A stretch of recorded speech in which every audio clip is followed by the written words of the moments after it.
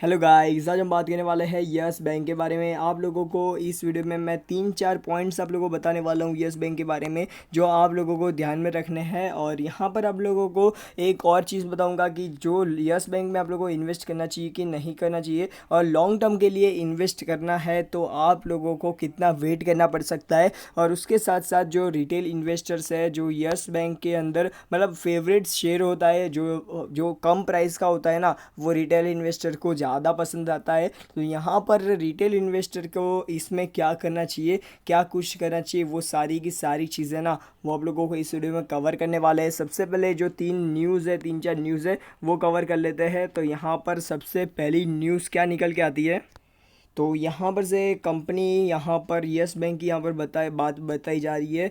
After the Reserve Bank of India shut down Yes Bank Limited plan to park it bad loan. मतलब देखो, यहाँ पर से company, आप लोगों को पता है यस बैंक की अभी बात की जाए ना, तो यहाँ पर पहले यस बैंक का मैनेजमेंट इस ऐसे क्वालिटी का था, ठीक है, जो बहुत ज़्यादा ख़राब था और बहुत ज़्यादा कंपनी मतलब बहुत ज़्यादा बड़ा फ्रॉड कर दिया कंपनी में। और जो बैड लोन्स बना दिए, 40,000 करोड़ रुपए के बैड लोन्स उन्होंने बना दिए, और उसके बाद पब्लिक को बताया नहीं, और बहुत ज़्यादा बैड लोन हो गए, उसके बाद पब्लिक को बताना पड़ा, ठीक है। तो पहले का जो मैनेजमेंट था वो अभी हट चुका है, और अभी नया मैनेजमेंट है। और नया मैनेजमेंट की बात की जाए ना, तो जो पहले देखो, यहाँ पर से एक तो एसबीआई इसके मैने मतलब इसका स्टेक होल्ड करती है। उसके साथ साथ ये नंबर वन इंडिया की सबसे नंबर वन पीएसयू बैंक है।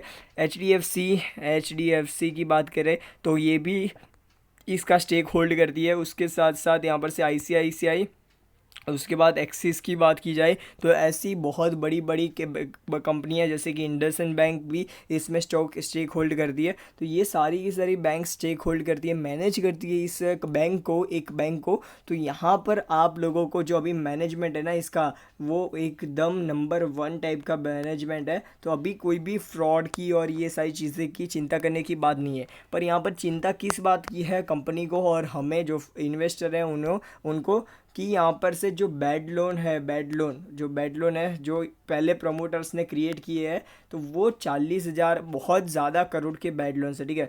तो यहाँ पर से आप लोगों को जो बैड लोन्स का जो सेटलमेंट कुछ करना पड़ेगा, मतलब कोई ना कोई जगह पर, मतलब कहीं से इसको रिकवर करना पड़ेगा, सेटलमेंट करना पड़ेगा। तो यहाँ पर से क्या मतलब पहले क्या बताया था, यस बैंक ने एक नोटिस जाहिर किया था मतलब या रिज़र्व बैंक ऑफ इंडिया को, और इन्होंने क्या बोला था कि जो बैड लोन है वो सेपरेट कर देंगे एंटिटीज़ को, मतलब बैड लोन की जो एंटिटी है वो सेपरेट कर देंगे, वो जो लोन बुक होते हैं ना उसके अंदर, ठीक है। तो यहाँ पर अभी रिज़र्व बैंक ऑफ इंडिया ने ये चीज़ पे मना कर दिया है कि ये सेपरेट नहीं हो सकता। तो यहाँ पर अभी जो लोन बुक, मतलब जो यस बैंक का कोई भी रिजल्ट आएगा या लोन बुक देखेगा कोई भी कंपनी, मतलब कोई भी देखेगा ना, रिटेल इन्वेस्टर या म्यूचुअल फंड वाले की कोई भी, तो उनको क्या लगेगा कि अभी तो बहुत ज़्यादा लोन है यस बैंक के ऊपर, ठीक है। तो एक्चुअल में ये चीज़ें है ही नहीं, आप लोगों को ये चीज़ें ध्यान में रखनी है। और यहाँ पर आप लोगों को ये चीज़ें क्यों मैं बता रहा हूँ, इसकी क्या वजह है, क्योंकि अभी यस बैंक का रिज़ल्ट आने वाला है। तो आप लोगों को यस बैंक के रिज़ल्ट के ऊपर भी ध्यान रखना है। पहली न्यूज़ तो आप लोगों को मैंने बता दी कि इसकी जो रिज़र्व बैंक को जो नोटिस भेजी थी वो भी रिजेक्ट हो चुकी है, जो लोन सेपरेशन से रिलेटेड, बैड लोन सेपरेशन से रिलेटेड।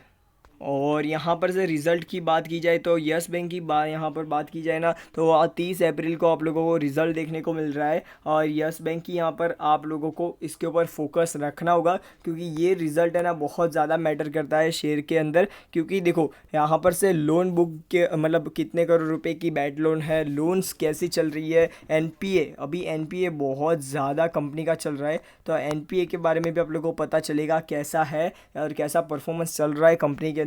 तो आप लोगों को अभी तो ऐसा नहीं होगा कि 1-2 साल में आप लोगों को कंपनी करोड़ों रुपए कमा कर दे जाएगी, ठीक है। तो ये चीज़ तो आप लोग भूल ही जाओ, आप लोगों को कंपनी को टाइम देना पड़ेगा। कंपनी को आप लोग टाइम दोगे तो आप लोगों को कंपनी पैसा देगी, ठीक है, मतलब आप लोगों को प्रॉफिट देगी कंपनी। तो ये चीज़ आप लोगों को याद रखनी है। तो अभी हम बात कर लेते हैं थर्ड न्यूज़ के ऊपर, ये सेकंड न्यूज़ थी, अभी थर्ड न्यूज़ के ऊपर चलते हैं।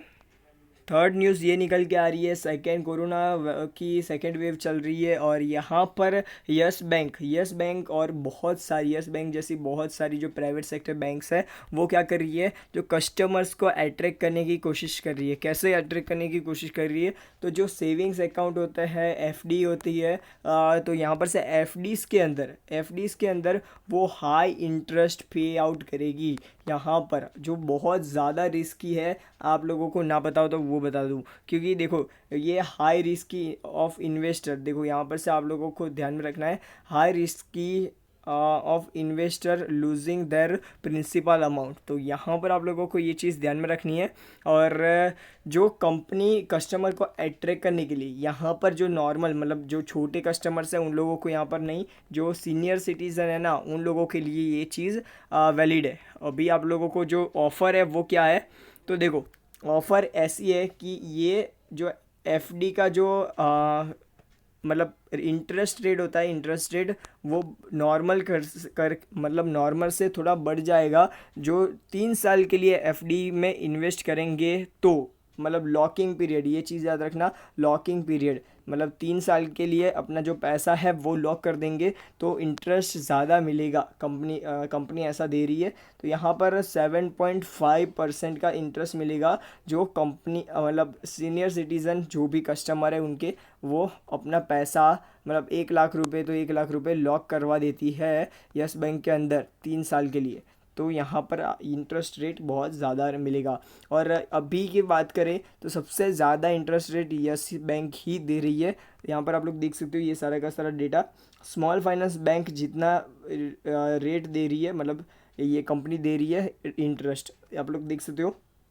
स्मॉल फाइनेंस बैंक यहाँ पर सबसे कम एयू स्मॉल फाइनेंस बैंक, उसके बाद इक्विटास, उसके बाद उज्ज्वल, उसके बाद सूर्योदय, और उसके साथ साथ यहाँ पर हम बात की जाए तो यहाँ पर आप लोगों को आईडीएफसी फर्स्ट, उसके बाद बंधन बैंक देखने मिल जाती है, आरबीएल बैंक, उसके साथ साथ इंडसइंड बैंक, उसके साथ साथ डीसीबी बैंक, और उसके सबसे पहले यहाँ पर आ जाती है यस बैंक। ठीक है, तो ये इंटरेस्ट पे आउट करती है इतना ज़्यादा पर ईयर, पर ईयर नहीं 3 साल में। ठीक है, तो आप लोगों को ये तीनों की तीनों न्यूज़ पता होनी चाहिए जो आप लोग यस बैंक में इन्वेस्ट करके रखे हुए तो। और बैंकिंग सेक्टर अभी बहुत ज़्यादा रिस्की है।